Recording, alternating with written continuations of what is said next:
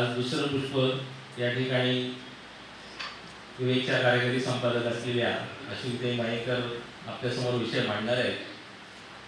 पुढच्या शताब्दी त्रिशताब्दी आता सध्या देशभर आपण सर्वजण साजरी करतो आहोत.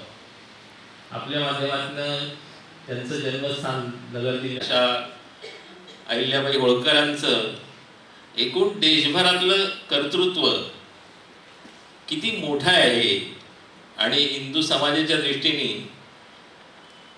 त्याचं किती वैभव आहे हे आज आपल्याला आपल्या व्याख्यात्यांकडून समजेलच. त्याच्यापूर्वी मी एक विनंती करतो. आपल्या वक्त्यांमध्ये असलेले श्रीयुत बबनरावजी रानगे मल्हार सेनेचे सेनापती असे आहेत ते, त्यांच्याकडे पण त्यांना मी विनंती करतो की त्यांनी व्यासपीठावर यावं. मी अश्विनी त्यांना विनंती करतो की त्यांचा सत्कार गुलाब पुष्प देऊन करावा.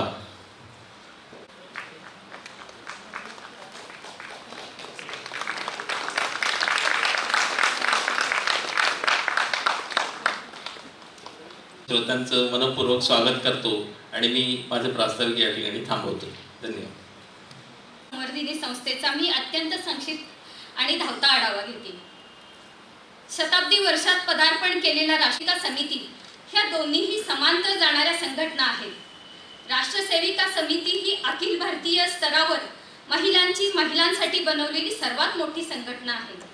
महिलांना मानसिक आणि शारीरिक दृष्ट्या सक्षम बनवणे यासाठी समिती कार्यरत आहे. राष्ट्रसेविका समिती ही कोल्हापूरमध्ये कृष्णा स्नेह संवर्धिनी संस्थेच्या माध्यमातून विविध उपक्रमांच्या द्वारे कार्यरत आहे. पुण्यश्लोक अहिल्याबाई होळकर यांच्या त्रिशताब्दी जन्मवर्षाचे औचित्य साधून आम्ही कोल्हापूर दक्षिण आणि कोल्हापूर उत्तर भागातील शाळांच्या मध्ये अहिल्याबाई हा विषय पोचवायचा प्रयत्न केला. मुलांना अहिल्याबाईंच्या विषयी माहिती सांगून प्रश्नमंजुषा घेतल्या. हा उपक्रम शाळांना इतका आवडला की अशा अनेक कर्तबगार व्यक्तिमत्वांच्या विषयी माहिती मुलांना करून देण्यासाठी उपक्रम राबवत जा असे अनेक शाळांनी सुचवले आहे. तसेच महिलांना सहभाग सेवा वस्तीमध्ये अहिल्याबाईंचे कार्यक्रम घेऊन तसेच शहरातील अनेक भागामध्ये कार्यक्रम घेऊन महिलांना सहभागी करून घेतले. अहिल्याबाईंच्या जन्मस्थानी म्हणजे चौंडीमध्ये अहिल्याबाईंना मानवंदना देण्यासाठी कार्यक्रम करण्यात आला. त्यात राष्ट्रसेविका समितीने आपला महत्त्वपूर्ण सहभाग नोंदवला. मीराबाईंच्या 525व्या जयंतीचे औचित्य साधत मीराबाईंच्या अभंगावर आधारित भजन स्पर्धा शहरात 2 ठिकाणी आयोजित करण्यात आली होती. तिथेही अपेक्षेपेक्षा चांगला प्रतिसाद मिळाला. पण सगळ्यात महत्त्वाचं हे की ज्या ज्या महिला वर्गांचा संपर्क झाला त्या सर्वांना समितीशी जोडून ठेवता आले आणि त्यांचा अधिकाधिक सक्रिय सहभाग कसा वाढला जाईल याकडे कटाक्षाने लक्ष दिले जात आहे.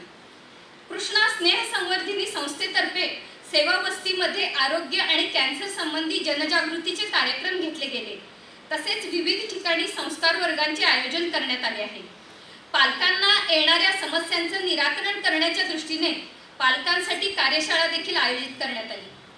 महिला, विद्यार्थी, तरुणी यांच्यासाठी संस्कार वर्ग, शिबिरे, व्याख्याने याद्वारे त्यांना शारीरिक, बौद्धिक आणि मानसिक दृष्ट्या सक्षम बनवण्यासाठी राष्ट्रसेविका समिती नेहमीच तत्पर असते. नैसर्गिक आपत्ती असो आणि इतर वेळी देखील सेवा कार्यात समितीच्या सेविका आपले योगदान देत असतात. धन्यवाद. यानंतर आभार प्रदर्शन मी आधीच करून घेते. पसायदान होऊन कार्यक्रमाची सांगता होणार असल्याने सगळ्यांचे आधीच आभार मानून घेते. या कार्यक्रमासाठी बहुमूल्य वेळ देऊन मार्गदर्शन केल्याबद्दल अश्विनीताई मयेकर यांचं मनपूर्वक स्वागत, आभार. त्याचप्रमाणे कार्यक्रमासाठी लाभलेल्या डॉक्टर सौ विद्याताई वाघ आणि हिंदू व्यासपीठाचे कार्यवाहक माननीय उदयजी सांगवडेकर यांचे देखील मनापासून आभार. या व्याख्यानमालेसाठी शाहू स्मारक भवनाचा सुसज्ज हॉल उपलब्ध करून दिल्याबद्दल त्यांचे देखील आणि त्यांच्या सर्व स्टाफचे देखील मनापासून आभार. ज्यांच्या आर्थिक सहाय्याने गेली 28 वर्ष अव्याहतपणाने व्याख्यानमाला चालू आहे त्या सर्वच देणगीदारांचे मनापासून आभार. ह्या कार्यक्रमाचे वृत्तांकन करणारे वृत्तपत्र, मीडिया, पत्रकार मंडळींचे देखील मनापासून आभार. व्याख्यानमाला यशस्वी होण्यासाठी अहोरात्र झटणाऱ्या ज्ञात आणि अज्ञात हातांचे मनपूर्वक आभार. उदात्त आणि उत्तम विचारांनी प्रेरित असे कार्यक्रम घडवून आणणाऱ्या आयोजकांच्या इच्छाशक्तीचे आभार. श्रोत्यांचे आभार आणि पसायदान म्हणणाऱ्या वेदा सोनुले यांचे देखील आभार. आता यानंतरची सूत्रे मी कोल्हापूर उत्तरच्या कार्यवाहिका सौ गौरीताई मुजुमदार यांच्याकडे मी देते. धन्यवाद. त्यांचा परिचय करून देण्यासाठी मी इथे उभी आहे.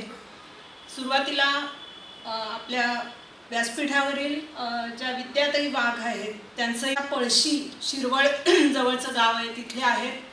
त्यांचं सासर सातारा हे आहे आणि सातारच्याच आर्यांला वैद्यक महाविद्यालयातून त्यांनी BAMS पर्यंतचं शिक्षण पूर्ण केलं आहे. त्यानंतर मात्र कोल्हापूर येथे जवळजवळ गेली 22-23 वर्ष त्या जनरल प्रॅक्टिस करतात. तसंच कोल्हापूरमधली जी स्वयंसिद्धा ही संस्था आपल्या सगळ्यांना माहीत आहे. नुकतंच त्याच्या कांचनताईंचं निधन झालं परवाच. तर त्या संस्थेशी सुद्धा त्या गेली अनेक वर्ष जोडलेल्या आहेत आणि स्वयंसिद्धातर्फे जे आरोग्यविषयक कार्यक्रम उपक्रम वेगवेगळ्या खेड्यामध्ये किंवा कोल्हापूरच्याही वेगवेगळ्या उपनगरात घेतले जातात.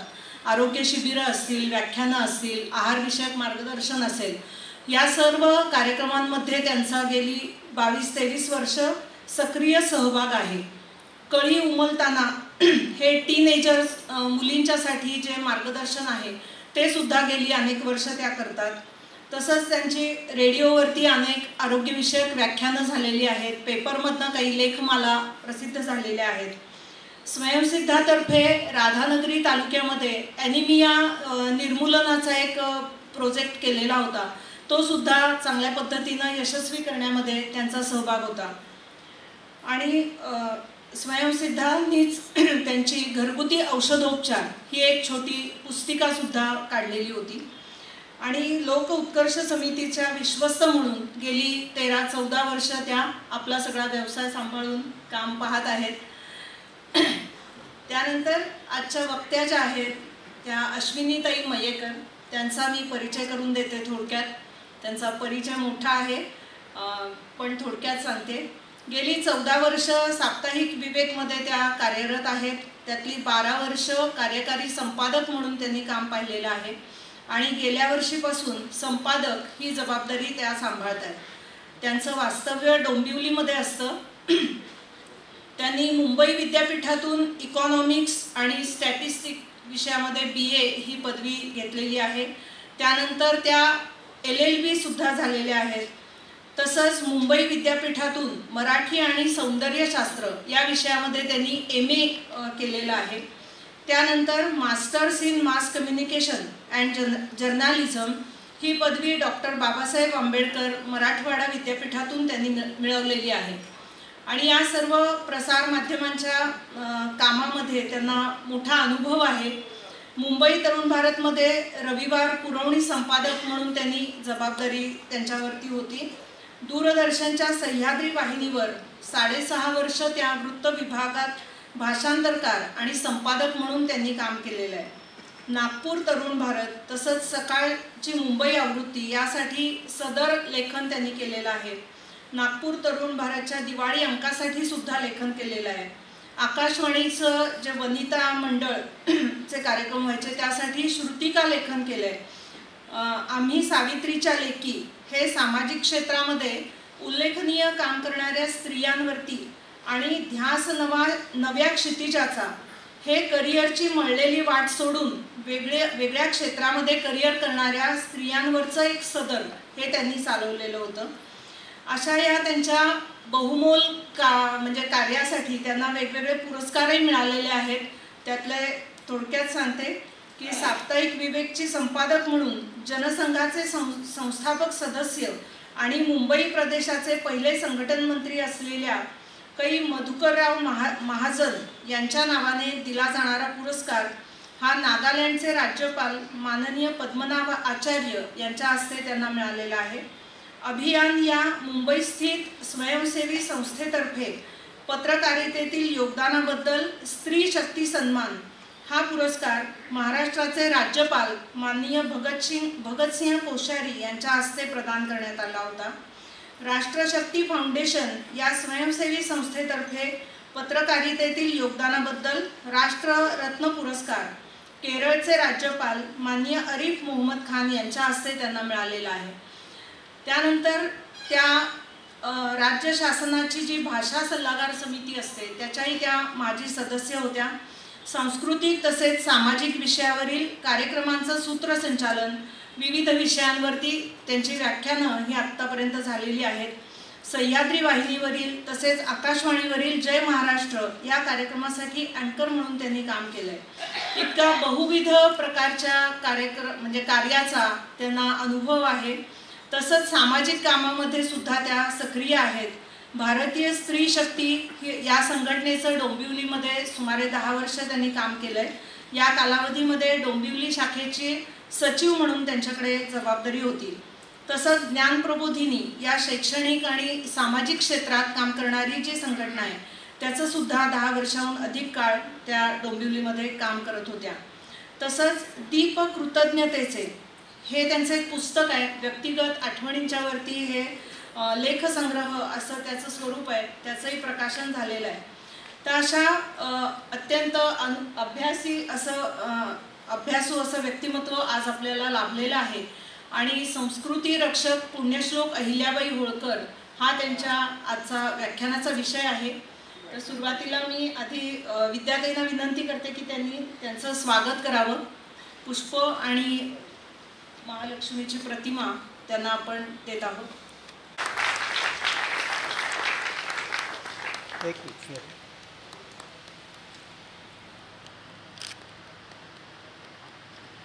ओके.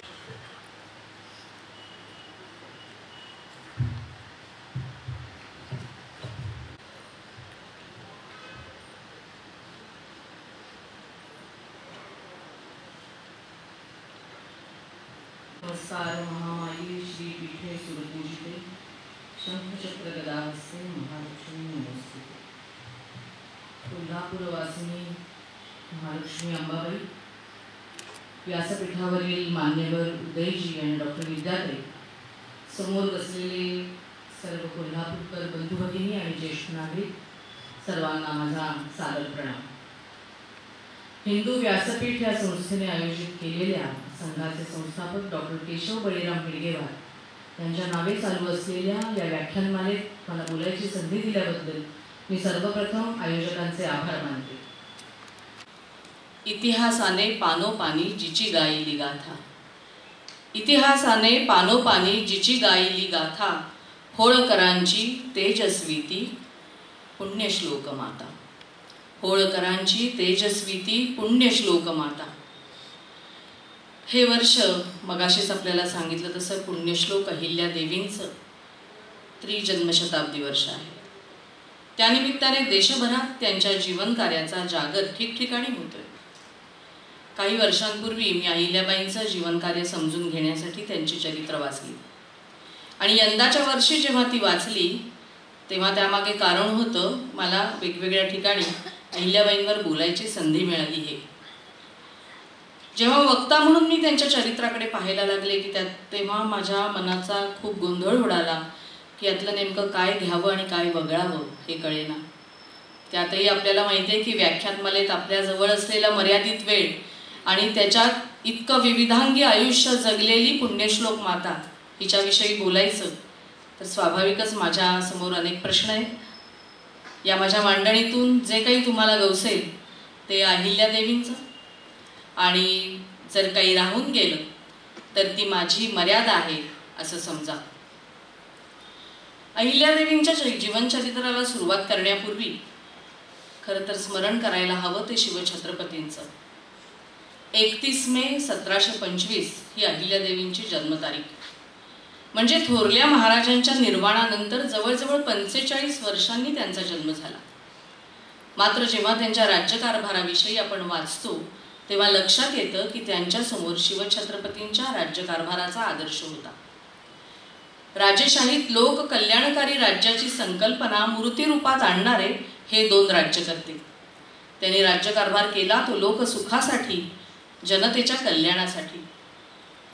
मगाशी उदयजी म्हणाले तसं अवघ्या भारतासाठी, भारतीयांसाठी जिला मातेचं स्थान आहे अशा अहिल्याबाई या महाराष्ट्र कन्या आहे. याचा आपल्या सगळ्यांनाच आनंद आहे आणि अभिमान आहे.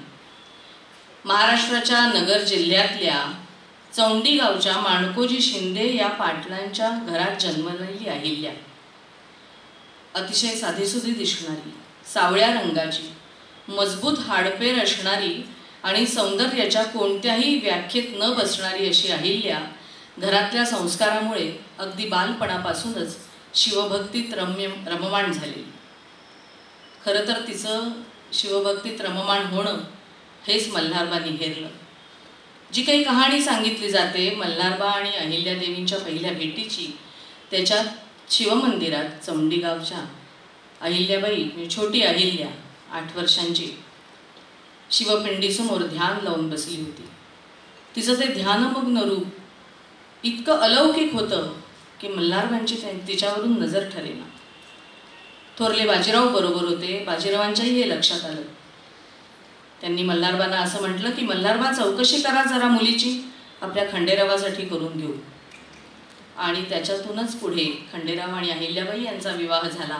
असं म्हणतात की हा विवाह शनिवार वाड्यासमोर झाला आणि थोरल्या बाजीरावांनी अहिल्याची पाठवणी केली कन्यादान करून इंदोरला. हा जो विवाह आहे ना, तो विवाह म्हणजे अहिल्याबाईंचा नारीपासून देवीपर्यंत झालेला जो प्रवास आहे पुढचा, त्याचा आरंभबिंदू आहे. तिच्यातल्या सुप्त क्षमता ओळखून, तिच्यातले वेगवेगळे गुण ओळखून तिला झळाळी देणारे, तिच्या कर्तृत्वाला पूर्ण न्याय देणारे असे मल्हारबा तिला सासरे म्हणून लाभले, हे तिचं परमभाग्य. लक्षात घ्या, तेही कधी. आज आपण त्यांची त्रिजन्मशताब्दी साजरी करतोय. 8व्या वर्षी जर विवाह झाला असेल तर जवळजवळ 290-280 वर्षापूर्वी असे सासरे लाभणं, जे आजही दुर्मिळ गोष्ट असावी. ही बहुतेक सासू आणि सुनेची जगातली एकमेव जोडी असेल की जी गुरु शिष्यांची जोडी म्हणून जगात अजरामर झाली. अतिशय यशस्वी राज्यकर्ती असा अहिल्याबाईंचा लौकिक असला तरी आपल्याला अहिल्याबाई म्हटलं की पहिल्यांदा आठवतं ते त्यांनी भारतभर उभारलेली मंदिरं, तिथे येणाऱ्या यात्रेकरूंसाठी बांधलेले घाट, पाणपोया, उभी केलेली अन्नछत्र. हे सगळं काम महत्त्वाचं आहेच. धार्मिक केवळ नाही तर त्याला आध्यात्मिकतेची जोड आहे. आणि तो काळ जर लक्षात घेतला परकीय आक्रमणांचा तर त्याचं महत्त्वही आपल्या लक्षात येईल. पण अहिल्याबाईंच्या कामाचा तो एक भाग आहे, एकमेव नाही, हे आपल्याला पुढच्या मांडणीवरून लक्षात येईल. लग्न झाल्यापासून प्रत्यक्ष अप्रत्यक्ष राज्यकारभाराचे धडे घेणाऱ्या अहिल्याबाईंनी होळकरांचं साम्राज्य एक हाती सांभाळलं जवळजवळ 28 वर्ष. सलग 28 वर्ष एका स्त्रीने राज्यकारभार केल्याचं हे एकमेव उदाहरण भारतभरातलं. अतिशय आदर्शवत वाटावा असा राज्यकारभार केला. तो काळ सगळ्या राजकीय अस्थिरतेचा, परकी सत्तेच्या आक्रमणांचा, आजूबाजूची राज्य अतिशय अस्वस्थ झालेली, या सगळ्या आक्रमणांनी त्रासून गेलेली असं असताना 1-2 अपवाद वगळता हातात तलवारही न घेता अहिल्याबाईंनी आपलं राज्य शांतता, सुव्यवस्था आणि प्रगतीच्या मार्गावर ठेवलं. हे अहिल्याबाईंचं एक अनोखेपण आहे आणि या राज्यकर्ती म्हणून त्यांच्यात असलेल्या अफाट क्षमतेचं ते उदाहरणही आहे. ईश्वराने माझ्यावर जे उत्तरदायित्व सोपवलं आहे ते पार पाडणे हे माझे कर्तव्य आहे. आज सत्ता आणि बळाच्या जोरावर मी जे काही करते आहे त्याचा जाब मला एक दिवस ईश्वराच्या समोर द्यायचा आहे, याचं भान अष्टप्रहर बाळगणारी ती राज्यकर्ती होती. आणि त्याचा वरचेवर प्रकट उच्चार त्या करत असत. इतकेच नव्हे तर महेश्वरच्या राजवाड्यात तुम्ही गेलात तर अहिल्याबाईंचे हे उद्गार तिथे कोरलेले आहेत. इतकं महत्त्व अहिल्याबाईंच्या दृष्टीने राज्य करताना, ही किती मोठी जबाबदारी आहे राज्य करणं, हे त्यांच्या लेखी जे होतं ते इथे अधोरेखित होतं. नेतृत्व, कर्तृत्व, मातृत्व आणि दातृत्व हे अहिल्याबाईंच्या व्यक्तिमत्वाचे 4 महत्त्वाचे पैलू मानता येतील. आणि याला जे कोंदण होतं ना, ते अफाट अशा आणि अतिशय दुर्मिळ अशा वैराग्य वृत्तीचं कोंदण होतं. महेश्वरच्या वाड्यातलं जे त्यांचं राजसिंहासन होतं, जे आपण आजही बघू शकतो, ते राजसिंहासन म्हणजे एक साधी गादी आणि तिच्यावर अंथरलेली पांढरी शुभ्र चादर. केवळ भारतातलंच नव्हे तर जगभरातलं हे एकमेव सिंहासन असावं इतकं साधं. सारी सुख सारं वैभव पायाशी लोळण घेत असताना इतकं साधं राहणं, आयुष्यभर ते व्रतासारखं निभावणं हे अजिबात साध्या माणसाचं काम नाही, येरा गबाळ्याचं काम नाही. लक्षात घ्या, संन्यास घेऊन राजवाड्याबाहेर पडून संन्यस्त वृत्तीने जगणं हे एक वेळ सोपं असेल, एक वेळ याच्यापेक्षा. पण राजवाड्यात राहून सगळी श्रीमंती आजूबाजूला असताना साधेपणाने राहणं, तेही आयुष्यभर व्रत स्वीकारल्यासारखं, ही खूप दुर्मिळ गोष्ट आहे. आणि अहिल्याबाईंचा हा साधेपणा अंतर्बाह्य होता. तो फक्त सिंहासनाच्याच बाबतीत होता असं नाही, त्यांच्या राहणीच्या बाबतीतही होता. भारतातल्या सर्वात मातब्बर अशा सरदार घराण्यातली ही राणी, एक हाती समर्थपणे राजसत्ता सांभाळणारी ही राणी, कायम शुभ्र वस्त्रा आणि धनगर समाजाचं एक वैशिष्ट्य असलेली धाबळी खांद्यावर घेतलेली अशी तुम्हाला त्यांची चित्र बघायला मिळतात. खंडेरावांची पहिली पत्नी, प्रथम पत्नी, होळकर घराण्याची ज्येष्ठ सून म्हणून अहिल्यादेवी इंदोरच्या भव्य राजवाड्याचा उंबरठा ओलांडून आत गेल्या. एका छोट्या गावच्या पाटलाची ही एक साधी सरळ अशी मुलगी जेव्हा हे प्रचंड वैभव तिने पाहिलं, तेव्हा काही काळासाठी तिला दडपण आलंच, पण त्यात ती दबून गेली नाही. जन्मजात लाभलेल्या शांत वृत्तीने तिने इथले रीतिरिवाज आत्मसात करायचा प्रयत्न केला. उपजत कुशाग्र बुद्धी होती, असाधारण अशी निरीक्षण शक्ती होती. या दोन्हीच्या बळावर तिने इथलं सगळं रीतिरिवाज लवकरात लवकर आत्मसात केले. मल्हारबा होळकरांनी अहिल्या नावाच्या हिऱ्याला अगणित पैलू पाडले. खरं तर अहिल्याबाईंचं स्मरण करायचं म्हणजे मल्हारबांचंही स्मरण करायला हवं. कारण ज्या अहिल्याबाईंना आपण स्मरतो, पूजतो, त्या अहिल्याबाई घडल्या त्या मल्हारबांमुळे. एका ओबडधोबड कातळात लपलेलं अजोड शिल्प मल्हारबा होळकरांमुळे आपल्या सगळ्यांच्या समोर आलं. त्यासाठी त्यांनी मेहनत घेतली. पण दुर्दैवाने आपल्या पाठ्यपुस्तकी इतिहासात ना अहिल्याबाईंना 2 ओळींच्या वर कधी स्थान दिलं गेलं, ना मल्हारबांना. या विवाहाने अहिल्याबाईंना जे सासू सासरे लाभले त्यातून त्या घडत गेल्या. रणभूमीवर विलक्षण कर्तृत्व गाजवणारे, मराठीशाहीचा मोठा आधारस्तंभ असणारे मल्हारबा आणि राज्यकारभारात त्यांना अतिशय ताकदीने साथ देणाऱ्या अतिशय व्यवहार कुशल अशा त्यांच्या पत्नी गौतमाबाई. मल्हारबा हे प्रामुख्याने गुरु असले तरी गौतमाबाईंनी सुद्धा अहिल्याबाईंना खूप शिकवण दिली. आपला मुलगा खंडेराव याच्या बरोबरीने मल्हारबांनी अहिल्याबाईला युद्धनीती, राज्यकारभाराचे धडे दिले. घोड्यावर बसणं, तलवार चालवणं, दांडपट्टा फिरवणं, सैन्याची व्यवस्था कशी ठेवायची, तोफखाना कसा सांभाळायचा, न्यायदान कसं करायचं, राज्याचा हिशेब कसा ठेवायचा, या सगळ्यांचं प्रशिक्षण अहिल्याला मिळालं. एवढंच नाही तर काही मोजक्या मोहिमांवर, युद्ध मोहिमांवर मल्हारबा जाणीवपूर्वक अहिल्याला बरोबर घेऊन गेले. ते कशासाठी तर काय असतं युद्धभूमी याची तिला माहिती व्हावी, आक्रमण कधी करायचं असतं, माघारीची योग्य वेळ कशी ओळखायची हे तिला त्यांनी शिकवलं. विजयानंतर कसा तह करायचा आणि तो तह करताना काय भान बाळगायचं याचं शिक्षणही मल्हारबांनी तिला दिलं. एवढंच नाही तर काही न्यायदानाच्या प्रकरणात अहिल्याला गादीवर बसवून दोन्ही पक्षकारांची बाजू ऐकून न्यायनिवाडा कसा करायचा याचं प्रशिक्षण मल्हारबांनी दिलं. त्यातूनच पुढे ज्या गुणांसाठी अहिल्याबाईंचा विशेष लौकिक होता अशा अहिल्याबाई तयार झाल्या. निपक्षपाती आणि निर्भीड न्यायनिवाडा करण्याची सवय यातूनच अहिल्याबाईंना लागली. जेव्हा स्वतंत्रपणे राज्यकारभार त्या सांभाळायला लागल्या तेव्हा त्या त्यांच्या न्यायनिवाड्यासाठी सुद्धा विशेष करून ओळखल्या जाऊ लागल्या. आणि हे त्यांच्या फक्त राज्याच्या सीमेपुरतं मर्यादित नव्हतं. भारतभरातले अनेक राजे सुद्धा खास एखाद्या क्लिष्ट प्रकरणावर अहिल्याबाईंचं मत काय, अहिल्याबाई न्याय कसा करतात हे पाहायला त्यांच्या राज्यात येत असत. मल्हारराव मोहिमेवर असताना शस्त्रास्त्रांचे, दारुगोळ्यांचे कारखाने कसे चालवायचे, त्याचं योग्य व्यवस्थापन कसं करायचं यातही अहिल्याबाई तरबेज झाल्या.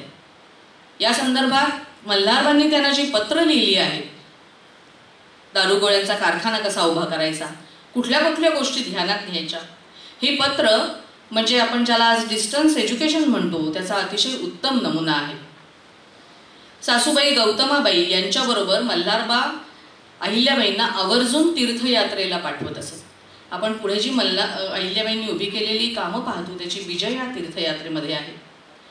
त्यातून अहिल्याबाईंना गौतमाबाईंचा दीर्घकाळ सहवास तर मिळालाच, पण खाजगी संपत्तीतून कसा डोळसपणे दानधर्म करायचा याची शिकवणही त्यांना मिळाली. आणि या सगळ्या यात्रांच्या दरम्यान त्यांना अनुभवता आलं ते त्या त्या ठिकाणचं लोकजीवन कसं आहे, राजकीय परिस्थिती कशी आहे, धार्मिक वातावरण कसं आहे, यात्रेकरूंना कोणत्या कोणत्या प्रकारचा त्रास सहन करायला लागतो, हे सगळं त्यांची नजर टिपत होती. भारताच्या चारही दिशांना महत्त्वाच्या धार्मिक क्षेत्रात पुढे अहिल्याबाईंनी जे लोकोत्तर काम उभं केलं त्याची सगळी मुळं मी मगाशी म्हटलं तसं या सगळ्या प्रवासाच्या दरम्यान होती. सगळा हिंदू समाज जर एका सूत्रात बांधायचा असेल तर तो धर्माच्या सूत्रात बांधून ठेवता येईल हा विचार अहिल्याबाईंच्या कार्यामधून जो दिसतो त्याची सुद्धा रुजवात या धार्मिक पर्यटनामधूनच झाली होती.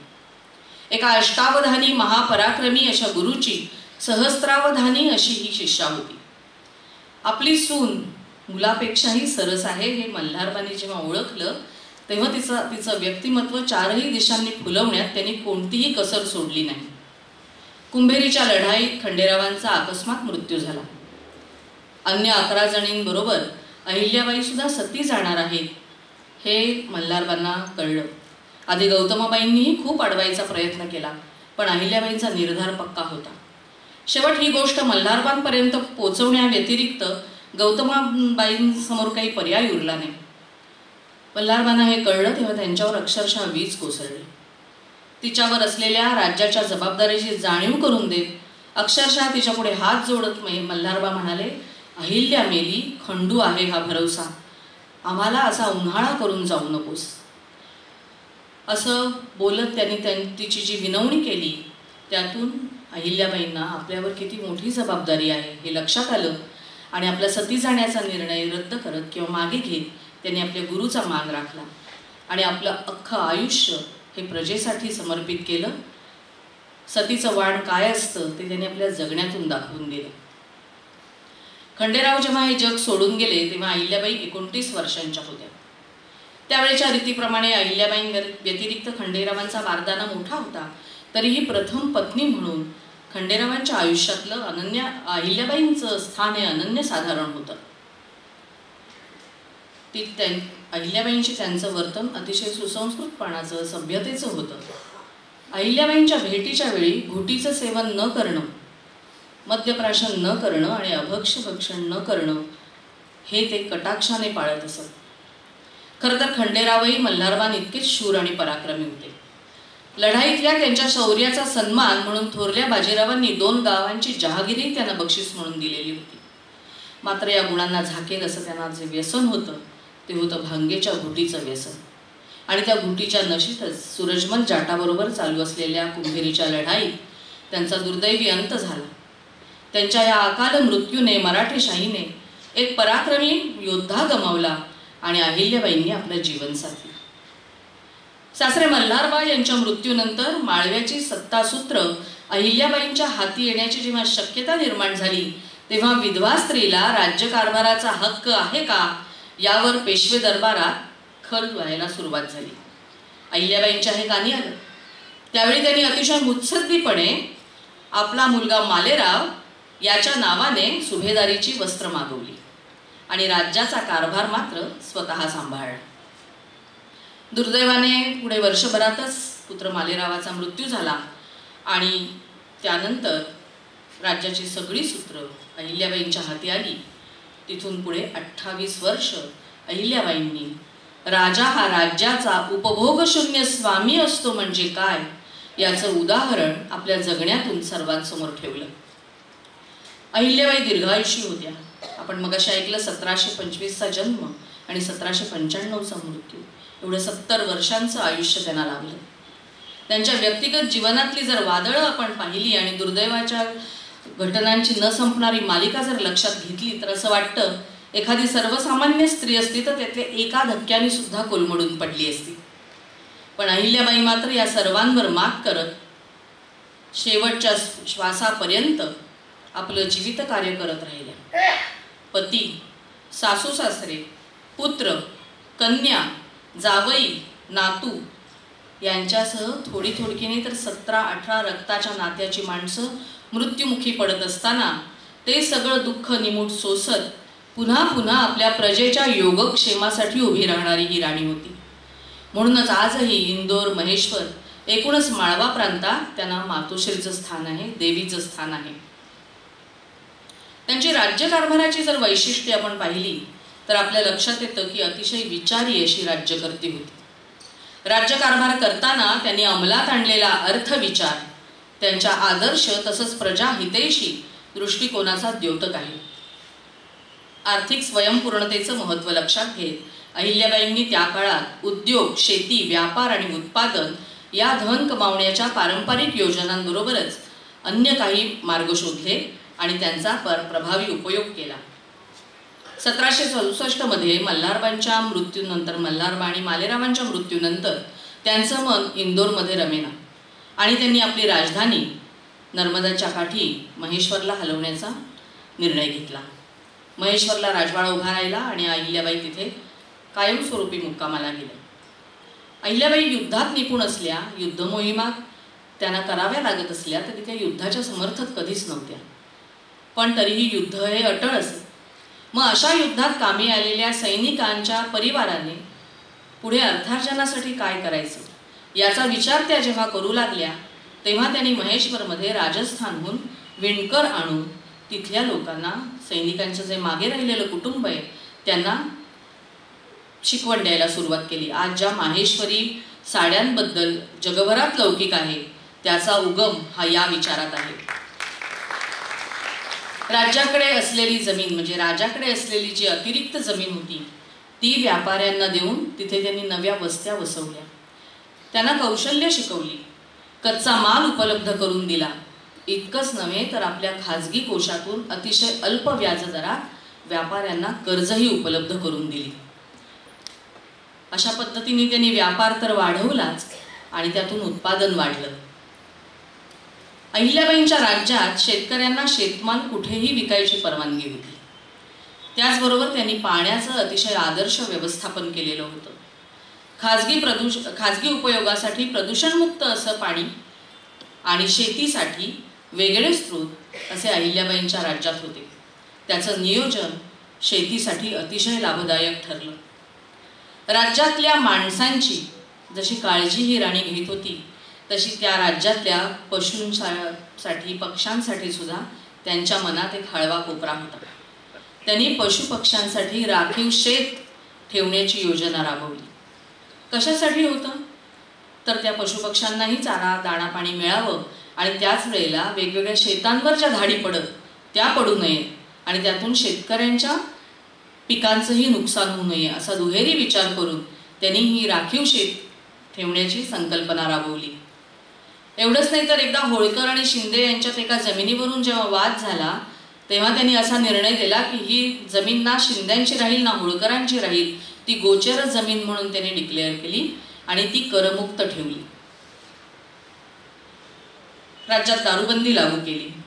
दारूबंदी लागू केल्यामुळेही व्यापारी असतील, शेतकरी असतील यांच्या उत्पादनावर एक सकारात्मक परिणाम झाला.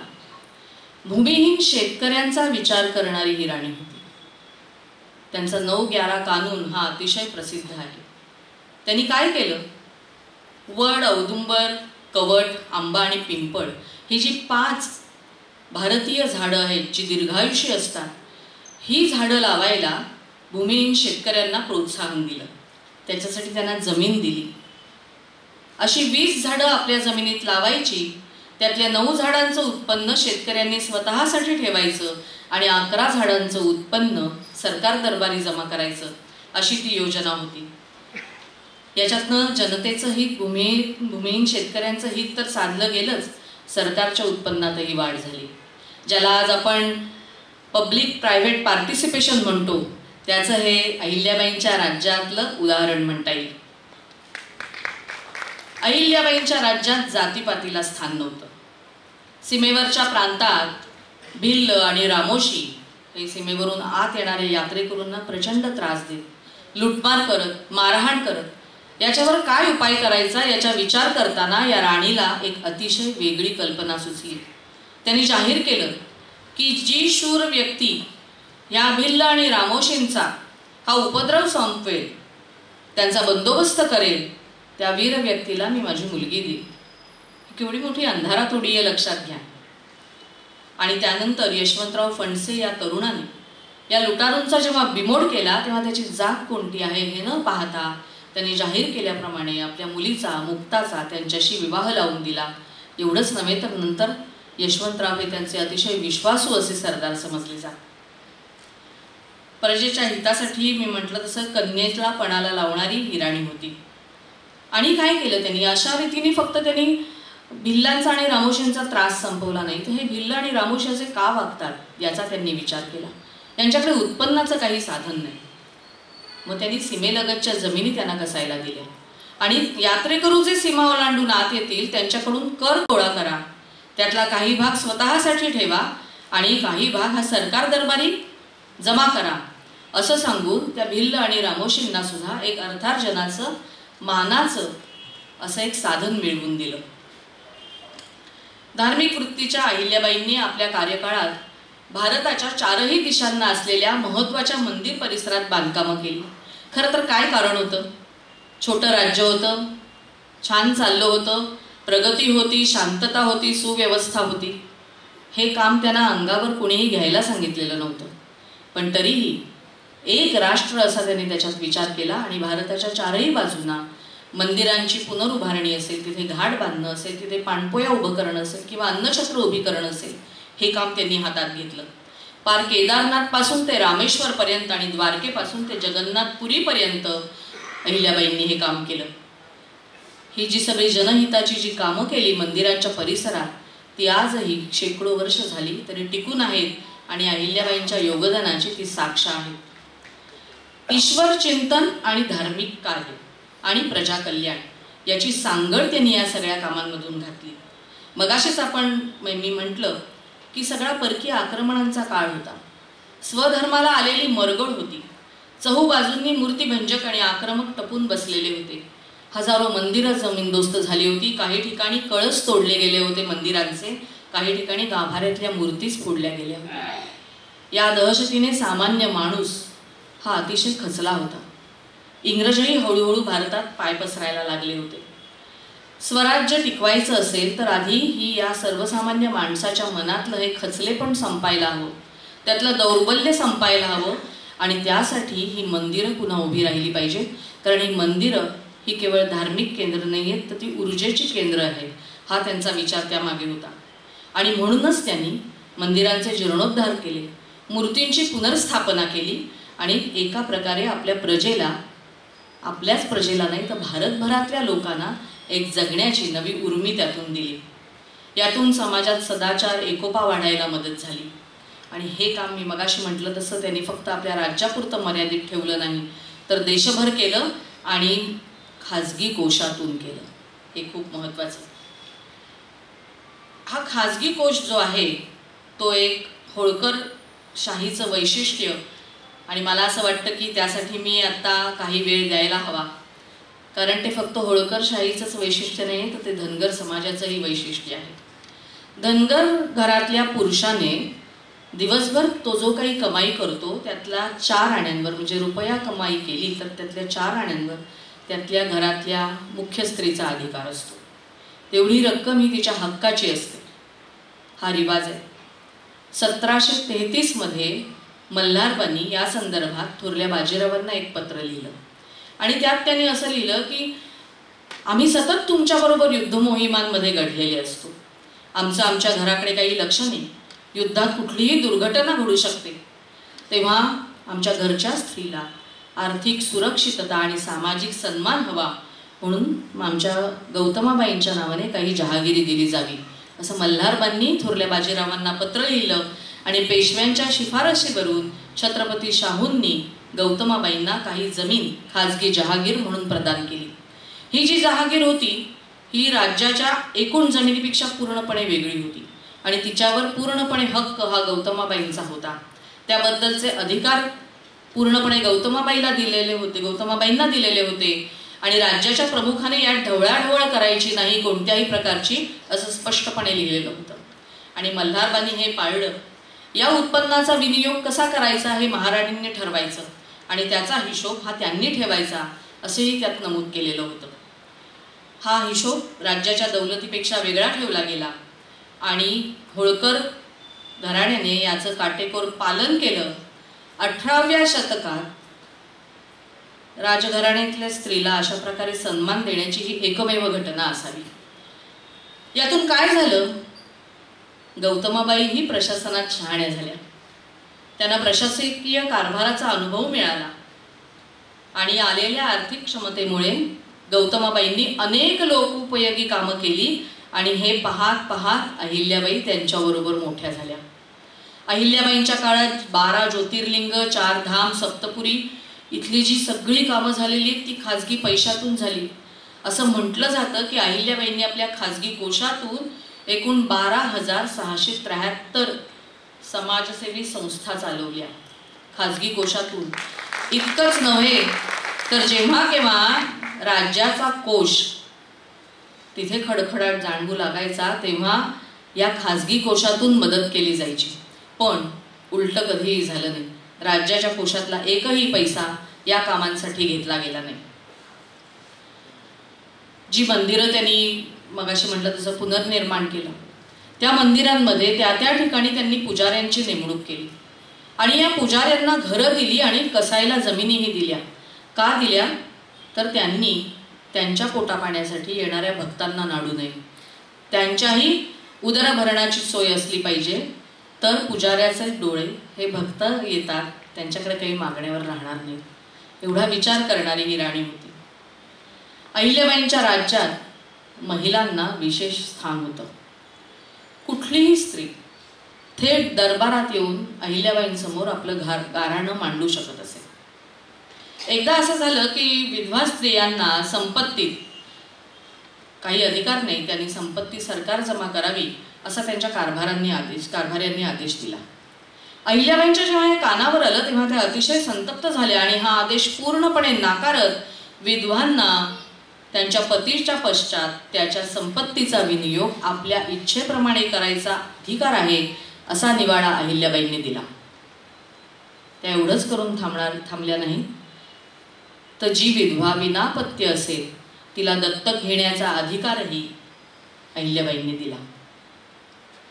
मगाशी मी म्हटलं तसं अहिल्याबाईंना युद्धाची आवड नव्हती, पण त्या युद्ध व्यवस्थापनात अतिशय कुशल होत्या आणि युद्ध कोणी लादलंच तर माघार न घेता युद्ध लढण्याचंही धैर्य त्या बाळगून होत्या. त्यांची स्वतःची अशी 500 महिलांची पलटणही होती. एक युद्ध अहिल्याबाईंच्या जीवनात युद्ध न खेळता जिंकलेलं युद्ध म्हणून प्रसिद्ध आहे. मला असं वाटतं की मी ते थोडं विस्ताराने सांगावं. मी वेळ किती आहे विचारली नाही आहे. 1767 मध्ये मल्हारबा गेले, त्याच्यानंतर मालेराव म्हणजे अहिल्याबाईंचा मुलगा गेला. तेव्हा त्यांचे जे दिवाण होते सगळेच काही अहिल्याबाईंच्या बाजूचे नव्हते. पुन्हा अहिल्याबाईंच्या विरोधात कारस्थानं सुरू झाली. त्यांचे जे दिवाण होते गंगाधरपंत चंद्रचूड, त्यांनी राघवादादांना कळवलं की मालेरावांचा काळ झालाय आणि आता होळकरांच्या संपत्तीला कोणी वाली नाहीये, ती बेवारस झाली. तेव्हा तुम्ही या आणि होळकरांचं राज्य आणि खजिना ताब्यात घ्या. उतावळ्या राघवादादांनीही पुढचा मागचा विचार न करता 50,000 फौजेनिशी इंदूरच्या दिशेने कूच केले. उज्जैनला क्षिप्रा नदीच्या समोरच्या काठावर त्यांनी तळ ठोकला आणि गंगोबा तात्यांशी सल्लामसलत करून अहिल्याबाईंना निरोप पाठवला की निमूटपणे पेशव्यांना शरण जा, अन्यथा होळकर राज्य खालसा करून पेशव्यांच्या ताब्यात घेण्यात येईल. आता अहिल्याबाई काही कच्च्या गुरुच्या चेल्या नव्हत्या. त्यांचं हेर खातंही मोठं जबरदस्त होतं. गंगोबा तात्यांना आणि राघोबा दादांनाही त्यांच्या या क्षमतेचा अंदाज आला नाही किंवा ते विसरले असावेत.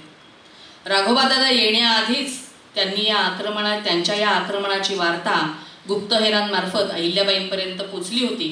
त्यांनी आपल्या विश्वासू सहकाऱ्यांशी विचार विनिमय करून सर्व सरदारांना होळकरांच्या बाजूने वळवलं होतं. तेवढंच नाही तर गादीवर असलेल्या माधवराव पेशव्यांना पत्र पाठवून या आक्रमणाची कल्पना दिली होती. 500 स्त्रियांची पलटण तयार ठेवली होती. जेव्हा माधवरावांचा पाठिंबा आहे आणि अनेक सरदार आपल्या बरोबर आहेत हे त्यांच्या लक्षात आलं, तेव्हा या आपल्या पलटणी बरोबर हत्तीच्या अंबारीत बसून अहिल्याबाई राघोबादादांना भेटायला निघाल्या. ज्याला आपण आजच्या काळात शक्ती प्रदर्शन म्हणतो ते हे एक प्रकारचं शक्ती प्रदर्शनच होतं. मात्र भेटायला जाण्याआधी जसं राघोबादादांनी त्यांना पत्र लिहिलं होतं की निमूटपणे होळकर साम्राज्य खालसा करून पेशव्यांच्या ताब्यात द्या, तसं अहिल्याबाईंनी पण त्यांना पत्र लिहिलं आणि त्या पत्रातली जो मजकूर आहे तो ऐकण्यासारखा आहे. त्यांनी त्यात म्हटलं होतं, मी बाई माणूस, मी काय करणार असा जर समज असेल तर तो मनातून काढून टाका. मी अहिल्याबाई, सुभेदाराची सून. हे सुभेदाराची सून हे जे विशेषण आहे ना, हे अहिल्याबाईंनी आयुष्यभर एखाद्या दागिन्यासारखं मिरवलं. कारण त्यांना खरोखरच अभिमान होता की मी मल्हारबाईंची सून आहे. मी अहिल्याबाई, मी सुभेदाराची सून, माझ्या स्त्री सैन्यासह तुमच्याशी लढण्यासाठी सज्ज आहे. पण जरा विचार करा, या लढाईत तुम्ही जिंकलात तर त्यात काहीच आश्चर्य नाही. एका बाई विरुद्ध लढाई जिंकलात म्हणून तुमच्या कीर्तीत काहीच वाढ होणार नाही. पण जर चुकून या लढाईत बाईकडून हरलात तर तुम्हाला जगात तोंड दाखवायला जागा राहणार नाही. तेव्हा योग्य तो विचार करा आणि पुढे पाऊल टाका.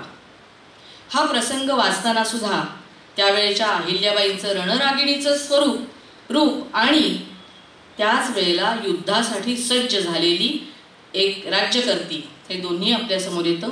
अतिशय मुत्सद्दी अशी राजकारणी. अहिल्याबाईंकडून हा निरोप आला आणि समोरून अहिल्याबाई येताना दिसल्या तेव्हा राघोबादादा मनातून घाबरले आणि त्यांनी अहिल्याबाईंना उलट निरोप पाठवला की बाईसाहेब, तुमचा काहीतरी गैरसमज झालेला दिसतोय. आम्ही आलो होतो ते मालेराव गेले, त्यामुळे तुमचं सांत्वन करायला. त्यावर अहिल्याबाईंनी त्यांना लगेचच प्रत्युत्तर दिलं, सांत्वनासाठी आला आहात तर एवढे सैन्य कशासाठी? सांत्वनासाठी आला आहात तर एकटे पालखीतून या, होळकरांच्या राज्यात तुमचं स्वागत आहे. या उत्तराने गार झालेले राघोबादादा त्यांनी सैन्य माघारी पाठवून दिलं आणि निवडक मंडळींना बरोबर घेऊन ते इंदोरला पोचले. या पुढचा जो भाग आहे तो मला विशेष कौतुकाचा वाटतो. अहिल्याबाईंनी सांगितल्याप्रमाणे राघोबादादांचं होळकर घराण्याला साजेल असं स्वागत केलं, पाहुणचार केला आणि राघोबादादा तिथे महिनाभर मुक्काम ठोकून परत गेले. अशी ही जगावेगळी राज्यकर्ती, युद्ध न करताही युद्ध जिंकलेली अशी राज्यकर्ती. अहिल्याबाई सल्लागारांशी सल्लामसलत करत, त्यांचं सल्लागारांचं मंडळही होतं, पण त्यानंतर पूर्ण विचार करून स्वतःला योग्य वाटेल तोच निर्णय घेत. आणि म्हणूनच सगळ्यांवर त्यांचा वचक होता की निर्णय घेण्याचं जे स्वातंत्र्य होतं, जी सूत्र होती ती अहिल्याबाईंनी कायम स्वतःकडे ठेवली होती. ऑक्टोबर 1780 मध्ये इंग्रजांचं पारिपत्य करण्यासाठी खुद्द बादशहानी त्यांच्याकडे सैन्य मागणारं एक पत्र लिहिलं होतं. शिखांनी त्यांच्याकडे मदत मागितलेली होती. खुद्द निजामाने सुद्धा अहिल्याबाईंच्या कर्तृत्वाची त्याच्या दरबारातल्या वकिलांसमोर तारीफ केली होती. निजाम काय म्हणतो बघा, बायको असता पुरुषापेक्षा त्या मजला फार दूरदर्शी दिसून आल्या. हे उद्गार निजामाचे आहेत आणि ते पुरेसे बोलके आहेत असं मला वाटतं. मग अशीच मी सांगितलं की न्यायप्रियता हा अहिल्याबाईंचा आणखी एक गुण होता.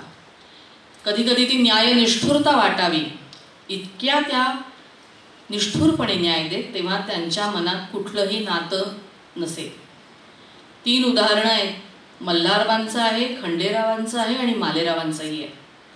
मल्हारबांचं असं झालं की थोरले बाजीरावांचा पण खूप आकस्मिक मृत्यू झाला आणि थोरले बाजीराव हे मल्हारबांना अगदी जवळचे मित्र किंवा अगदी भाऊ असावा इतके प्रिय होते. त्या दुःखाने सैरभैर झालेल्या मल्हारबांनी बाजीरावांच्या स्मृतिप्रित्यर्थ अनेक धार्मिक कार्य करायचं ठरवलं आणि त्यासाठीचा पैसा त्यांनी राज्याच्या दौलतीतून घेतला. अहिल्याबाईंनी त्याला आक्षेप घेतला की जे काही तुम्हाला थोरल्या बाजीरावांबद्दल वाटतं आहे, त्यांच्या स्मरणार्थ जे करायचं आहे त्याच्यासाठी राज्याच्या दौलतीचा पैसा वापरायचा नाही. तो खाजगी कोशातून घेण्यात यावा. हा निवाडा अहिल्याबाईंनी साक्षात आपल्या गुरुला दिला आणि गुरुला ते पाळण्या वाचून दुसरा पर्याय नव्हता. पत्ती खंडेराव त्यांना तनखा दिला जात असे तर नशेच्या अंमलात असताना मला अधिक तनखा मिळायला पाहिजे असे ते एकदा मागणी करायला लागले. अहिल्याबाई त्यांना पुन्हा पुन्हा समजावत होत्या, खतावणी दाखवत की तुम्हाला जो काही तनखा देणं अपेक्षित आहे तो दिला जातोय, अजिबात कमी दिला जात नाहीये. पण चिडलेल्या खंडेरावांनी आणि नशेत असलेल्या खंडेरावांनी ती खतावणी अशी भिरकावली आणि सांगितलं की आम्हाला सल्ले नकोय, आम्हाला तनखा वाढवून हवाय. हे झाल्यावर दरबाराची बेअदबी केल्याबद्दल अहिल्याबाईंनी त्यांना दंड ठोठावला आणि त्यांच्या तनख्यातून तो 25 मोहराचा दंड वसूल करण्याचा हुकूम दिला. मालेरावांनी जेव्हा एका व्यक्तीची हत्या केली आणि ती व्यक्ती पूर्णपणे निर्दोष होती हे चौकशी लक्षात आलं, तेव्हा अहिल्याबाईंनी मालेरावाला सुद्धा दोषी ठरवायला मागे पुढे पाहिलं नाही. स्वतःच्या पोटचा एकुलता एक मुलगा, अशी न्यायनिष्ठुर वाटेल अशी ही न्यायकर्ती अहिल्याबाई होती.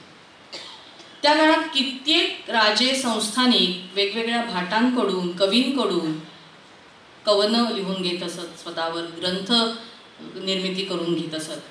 अहिल्याबाई मात्र स्वतःच्या स्तुतीचा एक शब्दही ऐकून घ्यायला तयार नसत. त्या सांगायच्या, सत्ताधाऱ्यांची स्तुती करण्यापेक्षा शौर्याचे पोवाडे घ्या, परमेश्वराची स्तुती करा. आणि हे त्यांनी काटेकोरपणे पाळलं. कोणालाही स्वतःचं कवत कधी रचू दिलं नाही.